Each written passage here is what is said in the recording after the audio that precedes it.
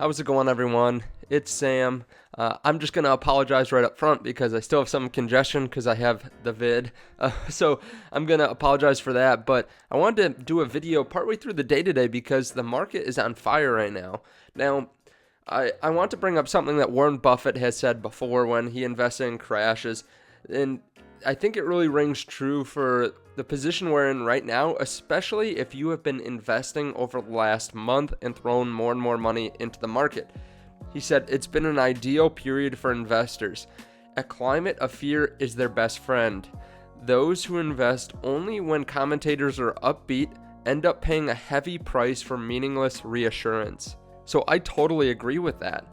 Why do I care what people think as long as I have high conviction on a stock? Whether the stock's at $30 and people are really excited, or whether it's at $20 and people are fearful. Like, it shouldn't change my opinion because I am the one that has to do the researching on it. And the suits, the people that are on TV or the hedge funds, they don't always have the same reasons for doing stuff as I do.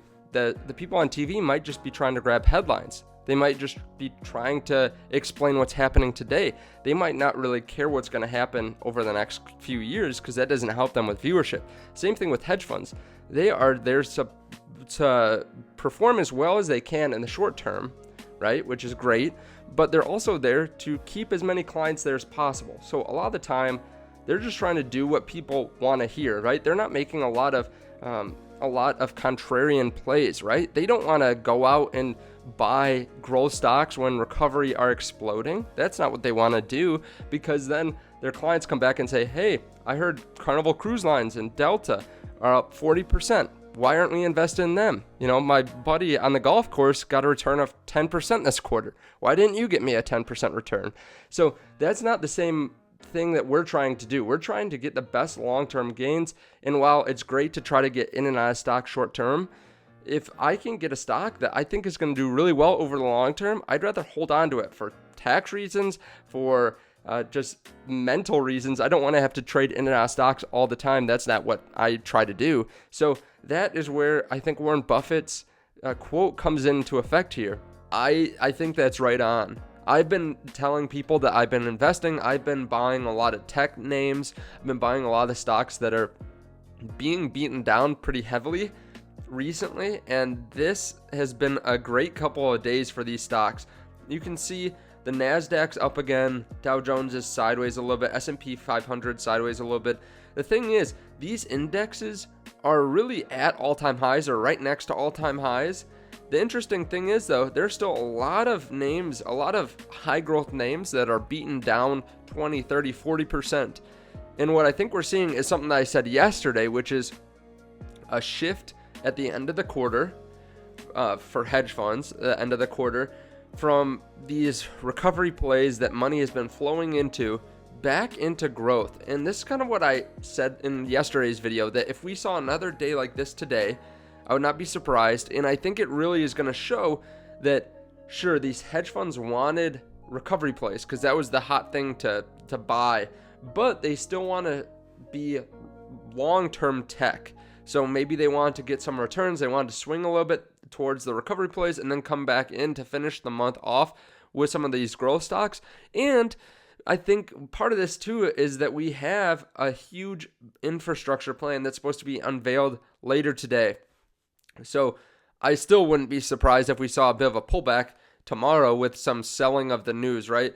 Right now, Biden's supposed to unveil a $2 trillion infrastructure plan today with 621 put into transportation, including roads, bridges, public transit, ports, airports, electric vehicle development. And then we have hundreds of billions going into all these other sectors too. So we're seeing a massive push in ChargePoint. We're seeing a massive push in CleanSpark, TPGY, some of these charging plays, clean energy plays, but we're seeing a nice day in a lot of these other high growth plays also.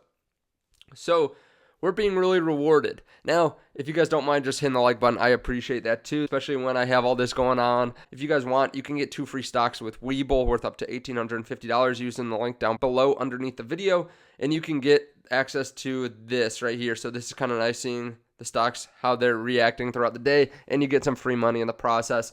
So right now, again, we're seeing some massive pushes. I would not be surprised if we saw a little bit of a pullback tomorrow. Now, am I pulling out of these stocks because they're up 7%, like Square or Clean Spark or these charging stocks? No, I'm not selling out positions because they're up today. I'm not taking profits because, years down the line, I still think we will see these stocks way up from where we are today. We still are seeing a lot of these being down a lot from where they've been. The last couple of weeks has provided a nice buying in price for a lot of these stocks like Square. You could have bought at 270, or 275, but 200 when everyone was scared, when not no one, but when a lot of people didn't want to buy in, that was really the better price. Obviously, hindsight's 2020, but that's why I continue to average down as time goes on. I'm not holding on to my cash completely, just worried and selling out my positions. I want to continue to add more because over the long term, do I see Palantir going to 15? No, I don't see Palantir going down to 15. I see it much more likely at 30 than 15. So when it's sitting at $22, $21, I'm adding to it. Same thing with GHVI. Sitting at $13 is a steal. TPGY, this went down to $16 or so, $15, and we hadn't seen it go that low since they got announced. They were up at $32. These were the times to buy. Now, if you've been sitting out for a while, I don't think that a lot of these are at unreasonable prices right now, as long as you have a long-term outlook. Because, to be honest with you, ChargePoint could fall back down to 22 tomorrow, 23 tomorrow, or TPGY could fall down. Now, I'm not predicting that. I'm not saying that that's going to happen, but anything's possible in the short term. But in a year from now, 2 years from now, I see these probably going up. So I did a video yesterday, talked about some of the best opportunities in the market, and it was kind of weighing risk reward. But a lot of these companies, a lot of the ones that I've been buying, I think have great potential. TPGY at $20, I think is a steal. Clean Spark, if you're able to get over the lawsuits, they're going back and forth. If you're okay with that risk, that's a good deal at $24. Palantir at $24. Voyager at $25. Their growth is insane. You're talking about hundreds of % growth month to month. Tesla will probably get a portion of this infrastructure bill for charging. They're one of the largest charging stations. They're one of the largest charging networks in America, and they're talking about helping.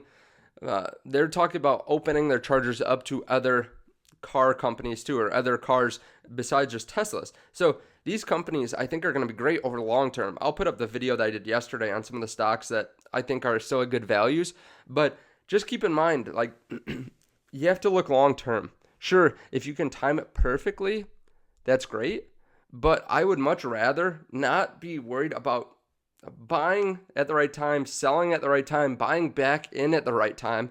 I'd rather just keep a little bit on the sidelines, add some when it falls. If it keeps falling, add a little bit more, add a little bit more. Now, of course, this is going to change based on your situation. If you're really close to retirement, maybe you want to play it a little bit safer. Or maybe if you have, $5-10 million on the line, maybe you want to play a little bit safer. But with the environment we're in, I think we're going to see massive growth over the coming years, just in our economy. And I think being invested in the growth stocks is the way to go. Now, if you guys want to know exactly when I buy and sell different stocks, if you want to get my opinion kind of daily on the market, you can check out the link down below to Patreon. Thank you guys for hitting the like button. Again, it means a lot. I really appreciate it. I will cover this Biden infrastructure bill probably tomorrow at some point, maybe Friday, but probably not tonight. But thank you guys for watching. I appreciate it. Thank you for hitting the like button, and I will see you guys in the next video here on the end screen. Bye.